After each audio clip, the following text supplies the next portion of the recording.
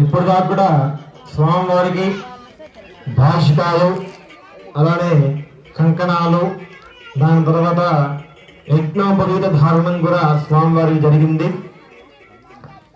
మనకి ఎలా అయితే మన ఇంటి పేరు మన గోత్రము ఉంటుందో స్వామివారికి కూడా అలానే ఇంటి పేరు ఆయన గోత్రము వాళ్ళ నాన్నగారి పేరు వాళ్ళ ముత్తోజీ గారి పేరు కూడా స్వామివారికి ఉంటాయి. ఇప్పటి నుండి స్వామివారి గోత్రనామాలు అలానే స్వామివారి ప్రభ జరుగుతుంది. ఆ ప్రభలో ఏంటంటే స్వామివారి వాళ్ళ నాన్నగారి పేరు అంటే శివుడి నాన్నగారి పేరు వాళ్ళ జయనాయన పేరు వస్తుంది.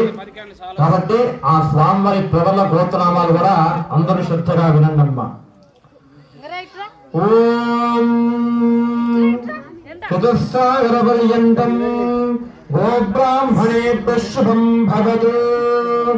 నిర్గుణ నిరంజన నిర్వకల్ప త్వయారుషేయ ప్రవరాన్విత.